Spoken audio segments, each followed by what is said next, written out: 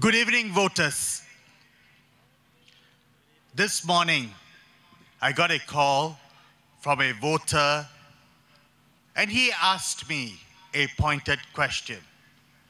He asked, if Mr. Lee Hsien Loong is convinced of a particular policy, and he wants to push this particular policy through, regardless of the likes or the dislikes of Singaporeans, how many in his cabinet, how many among his members of parliament will speak up against such an unpopular policy? Will the two deputy prime ministers speak up against it? Will his ministers speak up against it? Will his members of parliament speak up against it? He asked me this question. And then he made a comment. He said, that is why we need the opposition in the House. We saw it with the casino. There was widespread opposition from members of the public against the casino. But despite all the vocal opposition, not just from the few members of the opposition in parliament, but also from members from the public, today we have not one, but two casinos. We saw it with the 6.9 million population paper. Yes, a few PAP MPs spoke up passionately against the 6.9 million population paper, but when it came to the time of crunch, where were they? How did they vote against the 6.9 million population paper? Did they vote yay or no? Some of them were probably hiding in the toilet for fear of voting no.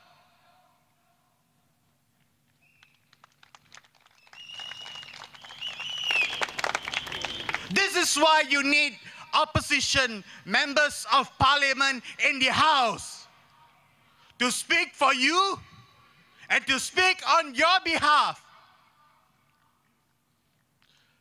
This is a serious night, dear voters. This is a serious night. And I'm not here to make a rah-rah speech to you.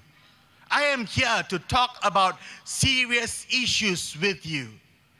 As we go into the future, with a population of 6.9 million, there are serious issues that Singapore would have to consider. There will be constraints for resources like water and electricity. Where are we going to get our electricity for 6.9 million population? Are we considering a nuclear facility in or around Singapore? Don't think that it's a wild fantasy. It is not. The government is already spending, the PAP government is already spending $60 to $70 million to study the feasibility of nuclear facility in Singapore. Would you like a nuclear facility to be in or around our country? This is of serious consequence to you, Singapore, which is why you cannot, I say again, which is why you cannot give the PAP a blank check in Parliament.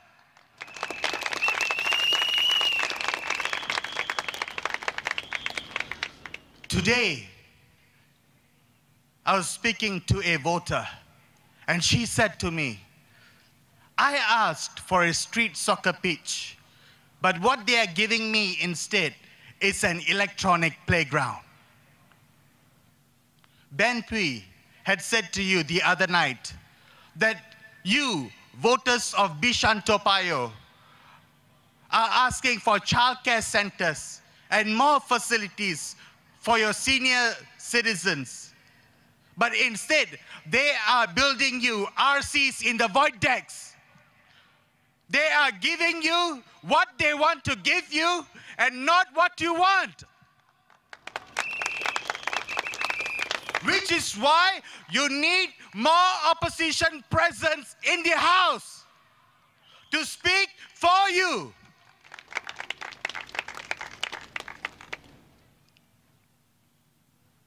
Dear voters, as we go into the future, there are serious issues that we have to consider. Last night, Dr. Amy Khor said that she rejects a Singaporean first policy, that she rejects a policy of jobs for Singaporeans first. Do you agree with her?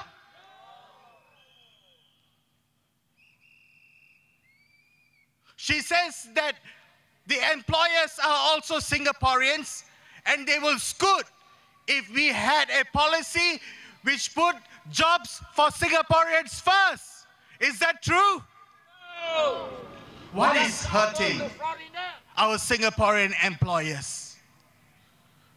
I'm sure our scholars and academics like Ben and Brian and the grounds people like Mr. Law, they will be able to tell you more about what's hurting the Singaporean employers. It is not the wages that they pay to their Singaporeans, to their fellow Singaporeans. I know that Singaporean employers feel for their Singaporean workers, which is why we have the Tan Tock Seng hospitals and all the monuments and the charitable trusts which are built by Singaporeans for Singaporeans.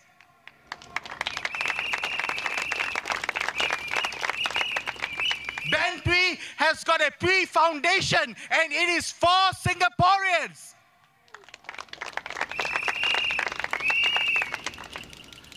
Singaporean employers are not hurting because of the salaries they are paying for their fellow Singaporean workers. They are hurting because of high rental costs and high transportation costs. And who is the biggest landowner in Singapore? The PAP government is the biggest landowner in Singapore and they have the power to bring the prices of properties down further. They have the power to make rentals that much easier. So don't tell me a policy of jobs for Singaporeans first will hurt the Singaporean workers. It doesn't appeal to my heart, and it is not backed up by data. You are just scaremongering. If you say the policy of jobs for Singaporeans first will hurt Singaporeans, then show me the hard data. Am I right, Singapore? Yes. Am I right, Singapore? Yes. We are not saying no to foreigners, but we are saying put Singaporeans first. Put Singaporeans first. Put Singaporeans first. What is the value of citizenship? What is the value of holding a pink IC? What is the value of our forefathers' sweat and toil and hard work to build this nation when we would not put Singaporeans first?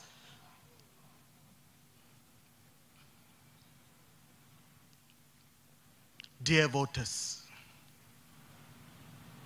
I spoke last night to my voters in Hong Kong North, and I said to them that I would understand if they had some fear in voting. If they feared that if they voted for the opposition, that they will have problems in their BTO applications, that they will be marked, and they will not get certain privileges. I said that I understood if they had such fears. I too am a family man, and I too don't want to do anything that would hurt my family first. For me, my family is first. I'm sure it is the same for many of you. We don't want to do anything that would jeopardize our family. I said that to my voters, that I understood if they were fearful for voting for the opposition. This morning, I had a phone call from another voter. And he said, Mr. Ravi, I am more fearful. I am fearful of voting for the opposition, yes, but I am more fearful what would happen if I don't vote for the opposition.